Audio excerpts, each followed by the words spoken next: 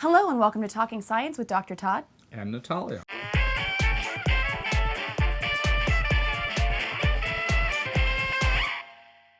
Dr. Todd and I have noticed that there's been a frightening trend emerging over the past few years. It's been sweeping the U.S. like a bad dance craze. I call it the Macarena of movements. Yeah, it's that bad. And it seems to be getting worse with the upcoming presidential election.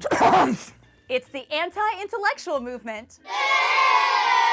The anti-intellectual movement questions and mistrusts intellectuals, education, rational thought, science, and critical thinking. Sure, it sounds counterproductive, right? Isn't intellect a good thing? But unfortunately, it's more pervasive now more than ever. And with the clear rise of the science geek, coupled with all the scientific and technological advancements of recent years, this mistrust of education and enlightenment is troubling. And since it's another election year, which means not only has your Facebook page gone from an endless sea of cute animal pics to a barrage of impassioned and borderline offensive political rants, it's also another year we are reminded just how science illiterate our elected officials have become. Former presidential candidate Dr. Ben Carson once said that evolution was a theory that Darwin came up with that was encouraged by the adversary. And by the adversary, he means Satan. Yep, the devil made him do it. He also said he'd buy evolution, but where are the fossils? Dr. Carson, the fossils are down here. And there. Oh, and here. Over here. Oh, look, some over here. Let me remind you that Dr. Carson isn't uneducated. He's a frickin' neurosurgeon. A neurosurgeon who does not believe in evolution. Any doctor who has dealt with constantly evolving strains of bacteria has a front seat view of evolution. Presidential candidate Donald Trump, or Drumpf as we like to call him, has tweeted that, quote, "The concept of global warming was created by and for the Chinese in order to make U.S. manufacturing non-competitive." Oh, yeah.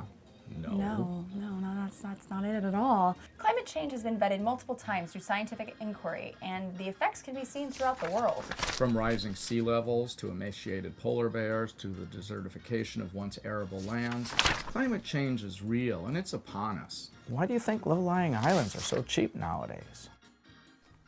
And Trump not only rejects climate change, he also links massive vaccination doses to autism. And it's not just conservative politicians that are misinformed about vaccinations. In the west side of Los Angeles, some schools have 60 to 70% of parents signing PBEs or personal belief exemptions so they don't have to vaccinate their kids. Those rates are so high they rival non-vaccination rates in South Sudan, where the only reason they're so low is because they're embroiled in a civil war. Other politicians, including Senate Majority Leader Mitch McConnell and Florida Governor Rick Scott, have eagerly admitted they are science illiteracy by proclaiming, "I'm not a scientist," when asked questions about climate change. Okay, so you want to determine the fate of this country without the faintest idea of how the world works around you? Oh, well, that's frightening. And guess what? You might not be a scientist, but there are plenty of scientists out there that would love to give you the right information. Just ask. There seems to be an almost pride and glorification of being a willfully ignorant anti-intellectual, as if that makes you a rebel. A rebel without a clue. Anti-intellectualism appears to be built on fear. Historically, totalitarian governments have sought to outlaw or eliminate education in hopes of keeping their subjects ignorant of their own misfortune. Remember a certain German political party that encouraged burning books in the 1930s? Some enthusiastic bigots even try to use pseudoscience or twist good science to back their racist ideology. But it's nothing but BS. Science finds that there are no clear lines that can be drawn between the groups commonly called races. So, anti-intellectualism can be a slippery slope that should be avoided at all cost. Remember, friends, education is power. And when those in power dismiss the importance of education and intellect, you must question their motives. So stay informed, curious, and constantly strive for life, liberty, and the pursuit of knowledge. Stay in school.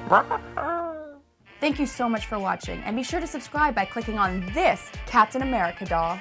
It's not a doll, it's an action figure. Shut up, Todd.